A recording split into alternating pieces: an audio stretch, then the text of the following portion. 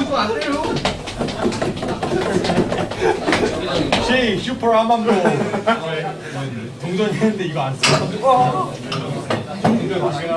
진짜 이거 처음 봐가지고. 너무 좋아가지고.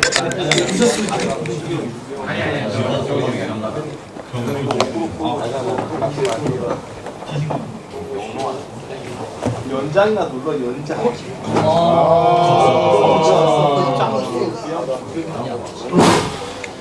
자, 다시 시작하기 전에 요 얘기만 조금 할게요. 그냥 뭐 이렇게 떠들 사람도 떠들고 잘 사람들 자면서 들어요. 그래서 이거는 이제 답은 무수히 많은데 간단하게 계산하라고 학생들한테 이 두 안테나 사이를 10cm로 놓고 하라고 그래요. 그러면 계산이 굉장히 편해요. 왜냐하면 여기 3GHz를 계산해보면 파장이 10cm가 딱 나와요. 파장이. 그러면 이 그림은 혹시 봤나요?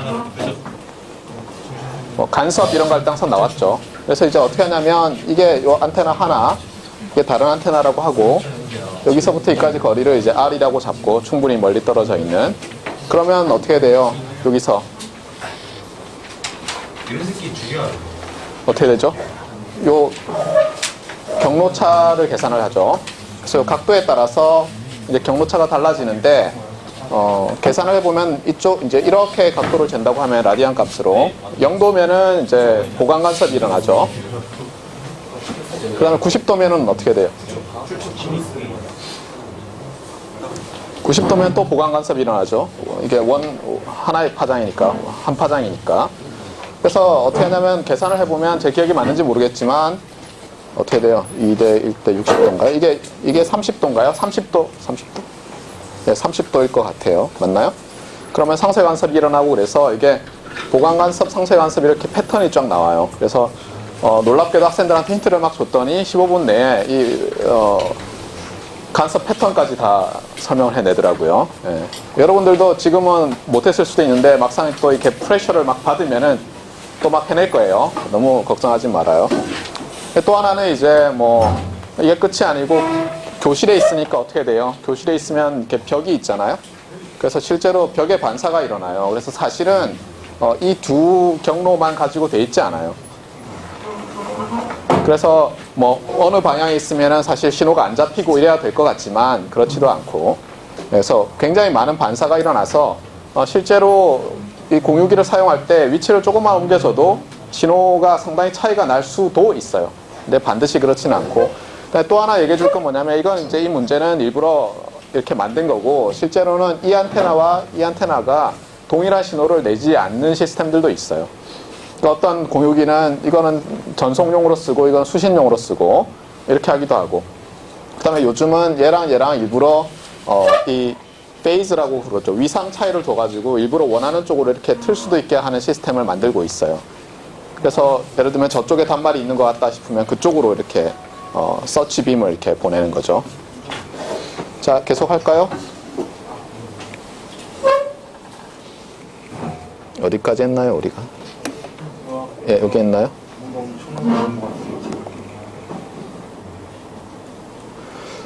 네, 이 사람은 이제 얘기를 왜 하냐면은 여기 이제 러더포드가 있어요.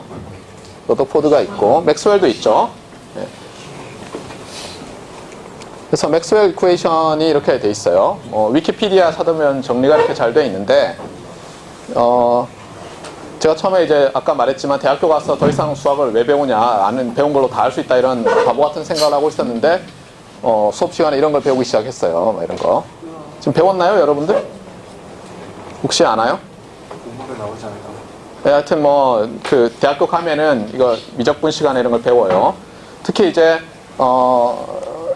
이 전기자기학, 전자기학, 일렉트로마그네틱스라는 과목이 있어요. 이게 열심히 배우는 학과가 두 개예요. 전자전기과에서 열심히 배우고 물리학과에서 열심히 배워요. 다른 과들은 생각보다 이걸 열심히 안 배워요.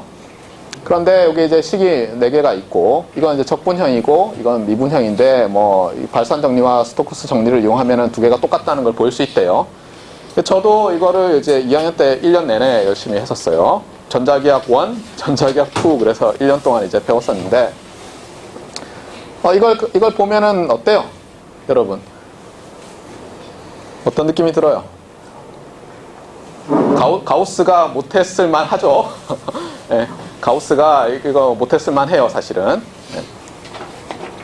근데 어쨌든 맥스웰은 그래서 어떻게 했냐면 이 식을 가지고 오물딱조물딱 해서 계산을 해보니까 이 전자기파라는 것의 속도가 그 당시 알려져 있던 빛의 속도와 똑같다는 걸 알게 됐어요. 그래서 전자기파는 빛이다라고 했을 것 같은데 거꾸로 빛은 전자기파다라고 주장을 했어요. 난리가 났었대요, 그때. 그래서 예언을 했는데 이 예언을 하고 나니까 이제 이거 뭔지 알죠? 뭐라고 읽어요, 이거 한자로? 시각? 역시 한자에 약해요. 이게 기시감이죠, 그렇죠? 이미 기자고 본 것 같은 느낌. 그러니까 이미 본 것 같은 느낌 이런 뜻이죠. 그래서 이때 어떤 일이 있었냐면 이런 일이 있었어요. 이거는 이제 영어로 기시감의 뜻인데 그 켈빈 있죠. 로드 켈빈이 이제 맥스웰이 발표를 하고 나니까 자기도 하려다 실패했잖아요. 그래서 막 이렇게 막 말도 안 된다고 하기 시작했어요. 그러면서 이런 주장을 했어요. 자연을 지배하는 법칙은 훨씬 더 단순하지 않으면 안 된다. 그래서 틀렸다고 자꾸 주장했어요. 이건 맞을 리가 없다. 이거 말도 안 된다. 훨씬 더 단순해야 된다. 또 어디서 들은 것 같지 않아요? 이 말? 비슷한 말을 이거 보고도 누가 얘기를 했었어요. 이게 슈레딩거 이쿠에이션이죠. 참고로 이 슈레딩거 이쿠에이션도 여러분이 대학을 가게 되면은 물리학과랑 화학과에서도 조금 하고 또 전자전기공학과에 가면은 양자역학 수업을 또 들어요. 왜냐하면 반도체를 하려면 이걸 아는 게 좋으니까. 물론 모르고도 할 수 있어요. 근데 아는 게 훨씬 도움이 돼요. 저도 이제 수업을 듣다가 드랍을 했어요. 도저히 너무 어려워요. 도저히 제 머리로는 안 되더라고요. 어쨌거나 이 식을 보고는 또 유명한 사람이 비슷한 말을 했어요. 그게 누구인 것 같아요? 아인슈타인. 그렇죠. 아인슈타인이 이런 말을 했어요. 그 똑같죠. 자연 법칙은 단순하며 아름다워 명확해야 한다 이런 말을 했대요. 예. 끝에 보면은 세기의 과학자들도 어려운 건 어려운 거예요. 그렇죠? 가우스, 켈빈, 패러데이 다 실패한 거를 맥스웰이 했는데 너무 어려운 것 같아요. 그렇죠? 예. 그래서 막 헐뜯고 이제 난리가 났는데 결국은 이제 받아들여졌죠. 예. 그런데 이제 사람들이 이렇게 생각했어요. 너무 어려운 거예요, 그 당시에. 예. 그래서 이렇게 생각했어요. 난해한 논문 잊어버리자. 그냥 만들어내면 되지 않냐. 맥스웰 이론은 몰라도 된다. 이런 주장을 했어요. 참고로 이거는 이제 블루백스 시리즈라고 있어요. 아주 오래된 일본 문고판인데 거기에 보면 이제 전파 기술 입문 이런 책에 있는 말이에요. 요게 뭔 것 같아요, 그래서. 네, 이게 전파를 최초로 발생시킨 사람이 만든 기구예요. 예. 이 사람이죠. 예. 이 사람이 이걸 만들었어요. 그래서 여기 보면 도대체 뭔지 잘 모르겠는데 이거를 그림으로 그리면 이렇게 돼 있어요. 여기 볼까요? 봐요. 여기 보면 이제 이게 금속구예요. 금속구가 여기 하나 있고 또 하나가 있어요. 예. 그리고 여기 보면은 이렇게 도선이 이렇게 나와 있고 도선이 여기에 조그만 구슬 같은 게 또 붙어 있어요. 금속 구슬이. 그 다음에 여기도 한번 보세요. 여기도 보면 링으로 돼 있는데 여기가 끊어져 있고 또 금속구 같은 게 달려 있어요. 여기도 나와 있지만 이게 여기 이제 어떻게 돼요? 만약에 이쪽이 플러스 마이너스나 거꾸로 굉장히 강하게 전압을 걸어주면 어떤 일이 생기겠어요? 대기중 방전. 그렇죠. 절연 파괴가 일어나면서 전자가 이렇게 넘어가죠. 번개치는 거랑 비슷하죠. 이런 기술이 굉장히 유행했어요. 마치 예전에 빛의 속도 측정할 에테르 존재를 확인하기 위해서 마이켈슨 몰리 실험인가요? 그때 회전 거울 한참 유행했듯이 스파크 갭이 굉장히 유행을 했었어요, 그때. 그래서 스파크 갭을 써가지고 만든 거예요. 스파크 갭을 써서.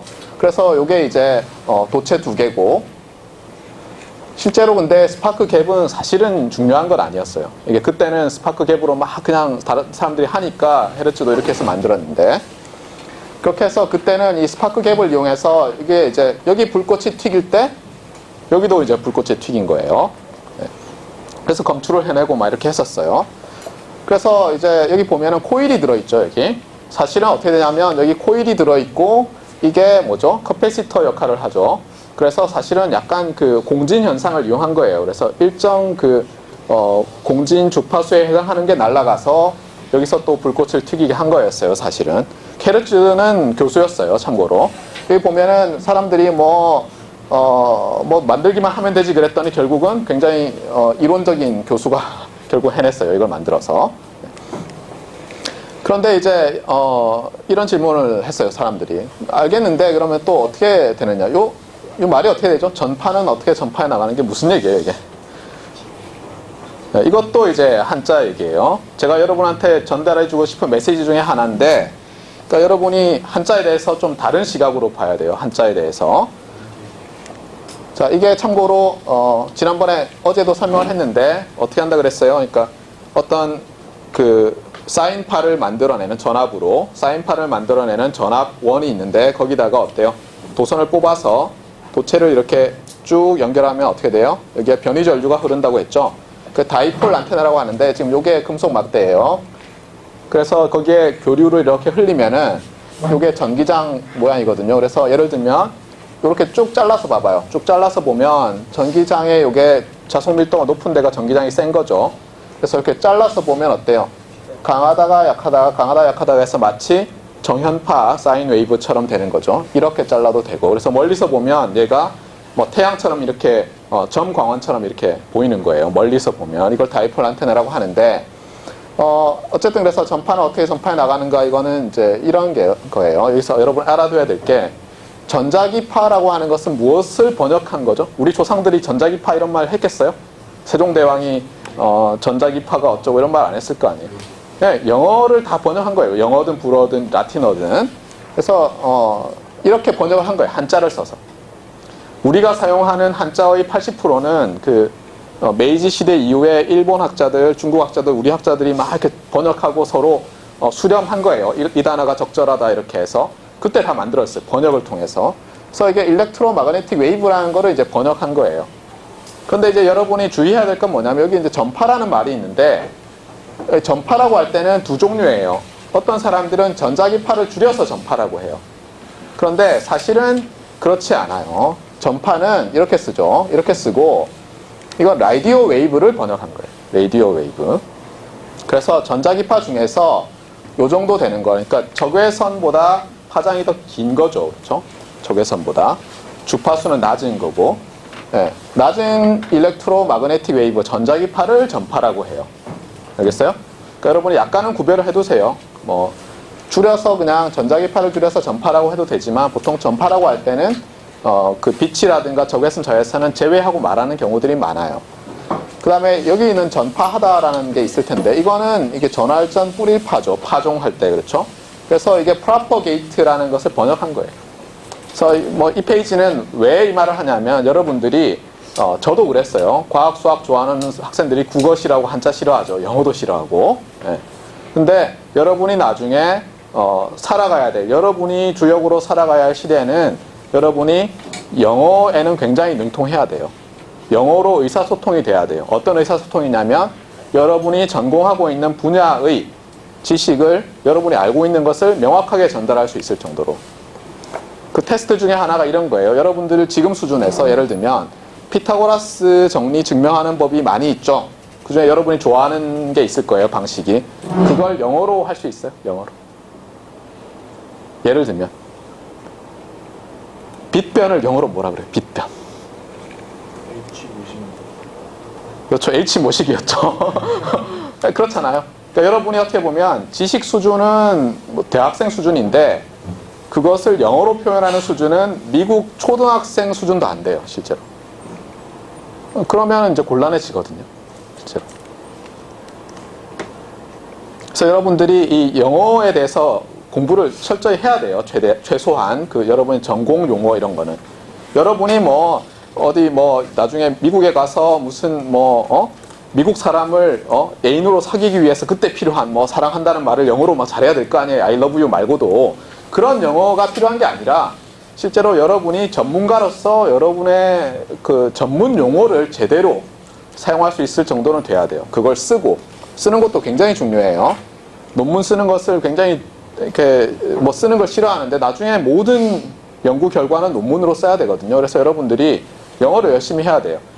또 하나는 여러분이 영어를 열심히 하면서 한자 공부도 틈틈이 해놓으세요. 왜냐하면 우리가 사용하는 대부분의 단어들은 대응하는 영어가 있어요. 그리고 오히려 그게 더 명확해요. 네. 전에 뭐 어제도 말했지만 병목현상 이런 단어들이 다 번역한 거예요. 바틀넥 뭐 어쩌고 이런 거. 네. 기럽게라는 것도 그게 어떻게 숄더라고 그러거든요. 정말 우리가 갓길이라 그러죠. 예. 영어로 shoulder예요. 길에 있는. 그래서 기럽개라고 번역을 하고 갓길이라고 번역을 하는 거예요. 예. 실제로 대부분이 번역된 거고 그렇기 때문에 한자도 어느 정도 알아야 되고 그래야지 나중에 여러분이 뭐 일본이라든가 중국에 있는 학자들이랑 뭔가 커뮤니케이션을 할 때 좀 더 인간적인 유대를 할 수가 있어요. 예를 들면 한자로 이렇게 이름 써주면 아 뭐네요. 그러면 발음이 어떻군요. 이런 얘기도 하고 알겠어요? 주의를 하세요. 어쨌든 그래서 여기서 전파는 그러니까 라디오 웨이브는 어떻게 프로퍼게이트 되느냐인데 여러분이 잘 알고 있어요. 그렇죠? 뭐 비유를 하면 이런 거죠. 수면에다가 물방울을 떨어뜨리면 이제 어때요? 여기 딱 부딪히는 순간에 여기가 이제 내려가는 거죠. 그래서 탄성에 의해서 다시 올라가고 하면서 이제 어떻게 돼요? 점성이 있으니까 물이 옆에 있는 분자들도 같이 오르락 내리락 하면서 이제 퍼져 나가는 거죠. 어떻게 보면 그런 현상들을 수학적으로 추상화한 것이 소위 말하는 파동이라는 개념이죠. 그래서 그거를 물리에서 쓰는 거죠. 그런데 보통 이런 얘기들을 하죠. 그러니까 방출구나 소스가 있으면은 여기서 아까 말했듯이 다이폴 안테나, 그러니까 막대를 이렇게 세우고 두 개 뽑아가지고 여기다 이제 교류 전원 같은 걸 가하면은 어때요? 거기에서 전기장과 자기장이 서로를 유도하면서 이제 퍼져 나가는 거죠. 물론 이렇게 안 돼 있고 멀리 가면서 줄어드니까 이제 뭐 점점 감소는 할 거예요. 그런데 이렇게 한번 보자고요. 그러니까 물 표면인데 예를 들면 여기에 물을 떨어뜨리고 물방울을 이제 여기 우리가 있는 거예요. 여기가 예를 들면 송신기고 여기가 수신기라고 해보세요. 그러면 어떻게 돼요? 여기서 진동이 된 게 점점점 줄어들긴 하지만 여기 가서 뭐 이상적으로는 미세하게 진동을 하겠죠. 실제로 안테나에서 아까 말했지만 다이폴 안테나 이런 거에서 진동을 일으키면 이쪽 멀리 있는 안테나에서도 그 전기장이 여기 있는 전자들을 흔들어서 그 신호가 감지가 되는 거예요. 매우 매우 약할 뿐이에요. 매우 약할 뿐이에요. 네. 그래서 도선의 전류를 흘려서 자기장을 발생시키고 그렇죠? 이렇게 말잖아요. 네. 또는 전기장을 발생시킨다고 해도 되고 그래서 서로 이제 상호 유도를 해서 퍼져나가요. 그래서 수신 안테나에 전류가 흐르는데 이 사람 한번 맞춰보세요.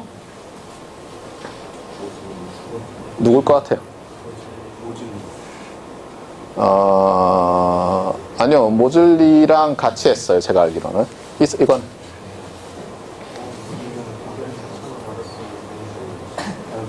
아까 그 10명 중에 있었어요. 아까 10명. 네, 러더포드예요. 네. Father of Nuclear Physics인데 이 실험을 했다고 저는 알고 있었는데 이번에 찾아보니까 이 실험을 한 거는 아니고 이 실험을 해석했더라고요. 결과를. 러더포드가. 근데 문제는 이제 이 사람이랑 경쟁을 했어요. 누군지 맞춰보세요. 이 사람은 노벨 물리학상을 받았어요. 다음 해에.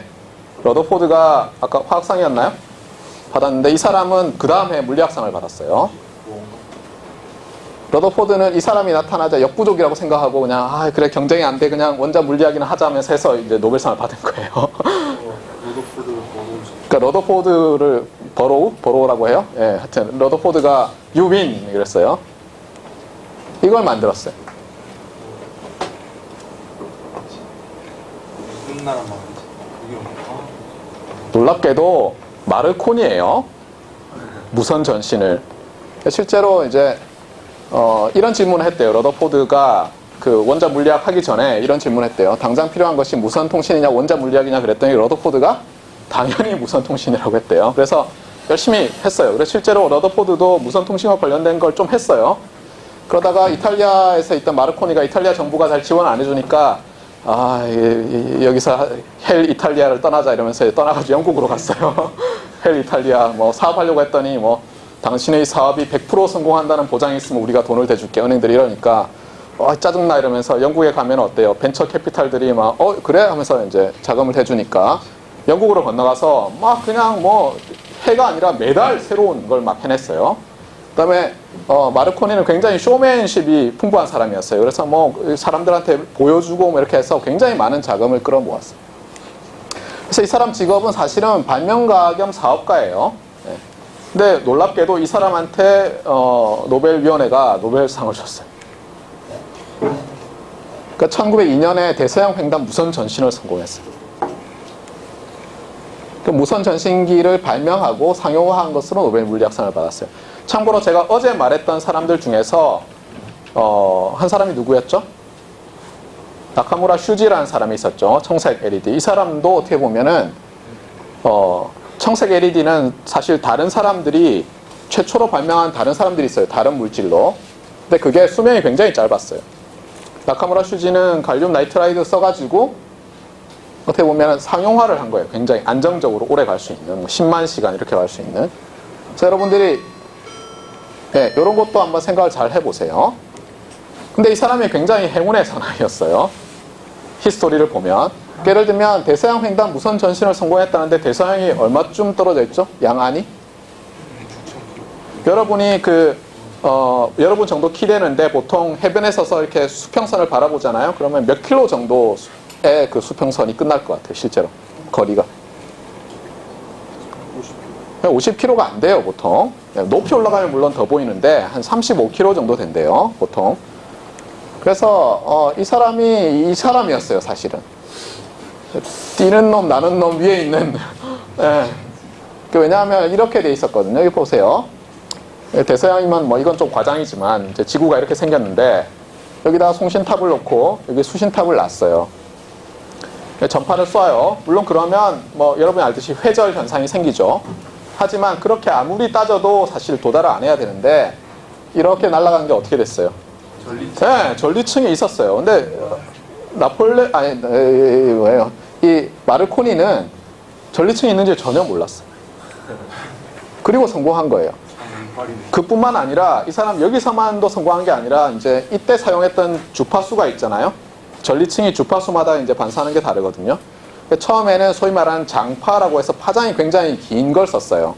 그래서 그 장파를 반사하는 전리층이 있어가지고 성공한 거예요. 근데 그러다가 장파를 너도 나도 쓰니까 어떻게 돼요? 주파수가 모자랄 거 아니에요. 그래서 점점 주파수가 높은 데로 갔어요. 근데 주파수가 높아지면은 이제 빛이랑 점점 가까워지잖아요. 그러니까 비가 오고 이러면 좀 잘 안 되고 이러는데 그냥 아무 생각 없이 또 단파라고 해요. 짧은 거. 단파를 가지고 또 시도를 해요. 그러고는 당연히 안 될 거로 생각하고 마르코니가 조사한테 해봐 그랬어요. 이 전신 소리가 들리는 거예요. 그래서 순간 믿지를 않았대요. 이럴 리가 없는데. 알겠어요? 사람들은 모아놓고 보여준다는 거 속으로는 이럴 리가 없는데. 그랬더니 들렸어요. 단파를 반사하는 또 전리층이 있었어요. 어떤 특정한. 엄청나게 운이 좋은 사람이에요. 그리고 또 하나는 뭐냐면 이 사람이 단파 라디오 이런 걸 만들 때 어때요? 이게 발명이 됐어요. 진공관이. 그래서 진공관 가지고 굉장히 잘할 수 있었어요. 그래서 스파크 갭이라는 게 실제로는 중요하지 않거든요. 안테나에서는. 네. 이 사람이 이제 진공관을 가지고 굉장히 그 전력 효율이 좋은 무선 전신기를 만들어 가지고 굉장히 성공한 거예요. 그럼 전신을 도선 없이 어떻게 보냈어요? 뭐 간단하죠. 이런 거예요. 아까도 말했지만 이렇게 커패시터랑 리지스터, 그러니까 이게 저항이죠. 저항이랑 충전기만 있으면 여기 차지를 해놓고 딱 닫으면 전류가 이렇게 흐르고 끝나요. 그냥. 그런데 여기에 그러니까 코일과 커패시터가 있으면 딱 치면은 물론 저항이 있어요. 없지 않아요. 저항이 있는데 그러면 특정한 주파수로 이렇게 진동을 해요. 예. 그래서 아까도 말했지만 헤르츠가 했던 게 뭐냐면 코일이 막 감겨 있었죠. 코일이 두 개 있었던 건 사실은 변압기를 쓴 거예요. 그래서 낮은 전압을 굉장히 높은 전압으로 바꾼 거였고 또 하나는 스파크 갭은 이 역할을 한 거예요. 그래서 그게 우연히 어떤 조합에 그 간격을 이렇게 잘 조절하면은 커패시터가 어떻게 돼요? 플레이트가 줄어들면은 점점 더 많은 걸 담을 수 있죠. 점점 용량이 커지잖아요. 그런 걸 이용해서 어떻게 막 맞추다 보니까 된 거예요. 그런데 문제는 이렇게만 돼 있으면 이게 어때요? 이렇게 되고 말죠. 네. 한번 차지하고 디스차지하고 차지하고 디스차지하고 하면 이제 짧아지죠. 근데 이거를 어떻게 했냐면 진공관이 생기면서 연속적인 진동을 낼 수 있게 된 거예요. 엄청난 거죠. 그래서 안테나 여기는 지나갈게요. 그래서 어떻게 하냐면 연속적으로 진동을 하게 한 다음에 그거를 어떻게 해요? 이거를 키라고 하거든요. 네. 전건이라고 부르는데 한자로는 네. 이거를 이제 두들겨 가지고 이제 저쪽에서 뚜뚜뚜 하는 소리가 나게 한 거예요. 실제로. 그래서 결국 안테나가 있어야 되고 그 다음에 교류를 이렇게 원하는 진동수를 가지는 교류 신호를 발생시키는 게 있어야 되고, 그 다음에는 이제 그냥 단속만 하면 되는 거예요. 온오프. 지금 생각하면 참 쉽죠. 네. 옛날에는 굉장히 어려웠던 거예요. 자, 이거 한번 볼까요? 이제 시간이 다 돼가니까 마무리를 합시다. 오늘 거는. 스마트폰은 발명자가 누구예요, 도대체? 스마트폰 정의가 있군요. 그렇죠. 네, 스마트폰에 정의가 필요한데, 스마트폰이라는 게 뭐예요?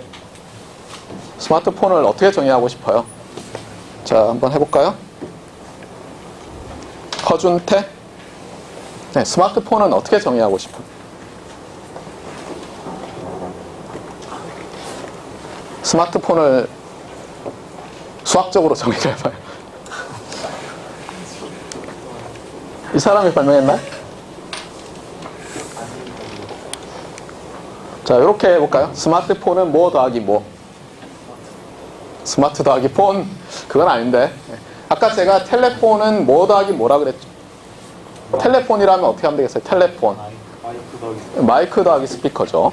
스마트폰도 비슷한 식으로 만약 나타낸다면 뭐라고 하면 되겠어요? 그러니까 제가 이 얘기를 하는 이유는 뭐냐면,